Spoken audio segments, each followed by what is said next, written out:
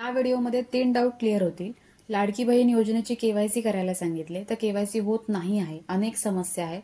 दुसरं म्हणजे केवायसी कोणी करायची, तिसरं म्हणजे केवायसी नाही केली तर पुढील हप्ता येईल का। आता पहिला आहे ते केवायसी होत नाहीये। केवायसी होत नाहीये म्हणजे वेबसाईटवरती खूप लोड आहे, दिवसभर तर केवायसी कोणाची होत नाहीये। रात्री होते ते पण 12:30-1 नंतर, पहाटे 5-6 वाजेपर्यंत होते। त्यात पण आता असं झालंय, सगळ्यांना माहितीये, त्याच्यामुळे रात्री सकाळी दोन्ही टायमाला लोड असतो, त्याच्यामुळे काही जणांची होते, काही जणांची होत नाही। आता ज्यांची केवायसी होते त्यांनी ती पूर्ण करून घ्या, ज्यांची होत नाहीये त्यांनी थांबा, 15-20 दिवसानंतर साईट थोडी सुरळीत होईल त्याच्यानंतर केवायसी करू शकता। किंवा दुसरी सुद्धा आहे, ही साईट जर चालली ना तर ते लोक बायोमेट्रिक पद्धतीने सुद्धा केवायसी करून घेणार आहेत, तसं काही ऑप्शन निघेल। तर केवायसी कोणी करायची, केवायसी कोणी करायची तर ज्यांच्या घरामध्ये दोघी जणी लाभ घेत आहेत, त्याने आधीच नियम ठेवला होता, एक विवाहित आणि एक अविवाहित, अशा दोघी जर लाभ घेत असेल त्यांनी केवायसी करून टाकायचे। पण तिघी जणी जर लाभ घेत असेल तर त्यातल्या एकीने केवायसी करू नका, कारण जर केवायसी केली तर त्यांना समजून जाईल तुमच्या घरामध्ये तिघी जणी लाभ घेत होत्या आणि तिघींचाही हप्ता बंद होण्याची शक्यता आहे, त्याच्यामुळे दोघींनी करून घ्या, एकीने केवायसी करू नका।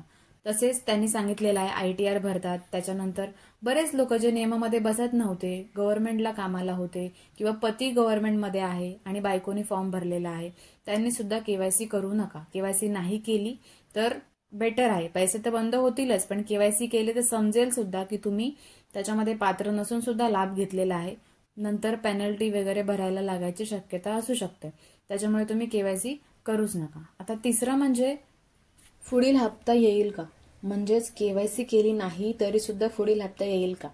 तर आता जो सप्टेंबरचा हप्ता यायचा बाकी आहे तो दिवाळीच्या आधी ते लोक देतील, तर तो हप्ता आहे तो तुम्हाला सगळ्यांनी केवायसी केले त्यांना पण येऊ शकतो, किंवा केवायसी केली नाही केले तर सगळ्यांना येऊ शकतो, कारण केवायसी करण्याची मुदत आहे 2 महिने आणि हप्ता त्याच्या अगोदरच येणार आहे, त्याच्यामुळे सरसकट सगळ्यांना येईल। आणि जरी केवायसी न केलेल्यांना नाही आला तरी तो नंतर जेव्हा त्यांची केवायसी पूर्ण होईल तेव्हा तो हप्ता आणि पुढचा हप्ता असा मिळून त्यांना एकत्र दिला जाईल, या दोघांपैकी काही होऊ शकतं।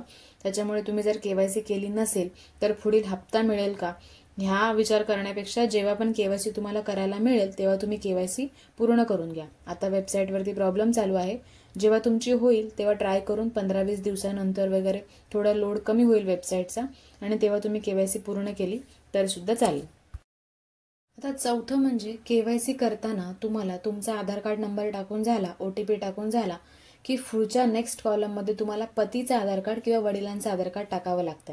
पतीचं आधार कार्ड ज्या महिला लग्न केलेल्या आहेत त्यांना पतीचं टाकायचंय, जी अविवाहित आहे त्यांना वडिलांचं आधार कार्ड टाकायचंय।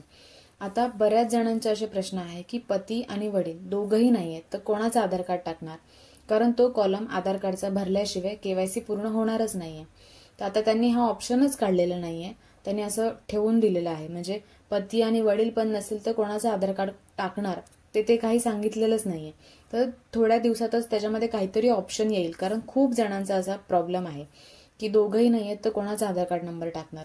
जेव्हा ऑप्शन येईल तेव्हा व्हिडिओ बनवला जाईल, तेव्हा तुम्हाला समजेलच की कोणाचा तिथे आधार कार्ड नंबर टाकायचा आहे की टाकायचंच नाहीये, फक्त स्वतःचा आधार कार्ड नंबरवरती ओटीपी येऊन मग आपली केवायसी पूर्ण होईल। जो काही ऑप्शन येईल तो सांगितला जाईल। तर ज्यांचे पण पती आणि वडील दोघंही नाहीयेत तर त्यांनी त्यांची केवायसी होणारच नाहीये, त्याच्यामुळे ती करू नका। तर असे हे 2-3 महत्त्वाचे प्रश्न होते, त्यांची उत्तरं ह्याच्यामध्ये देण्याचा प्रयत्न केलाय। ज्यांच्यासाठी हा व्हिडिओ महत्त्वाचा वाटतो त्यांच्यासोबत तुम्ही शेअर करू शकता, आणि जसं तुम्हाला वेळ मिळेल किंवा वेबसाईट व्यवस्थित चालेल सुरळीत तसं तुम्ही स्वतःची केवायसी आहे ती करून घ्या।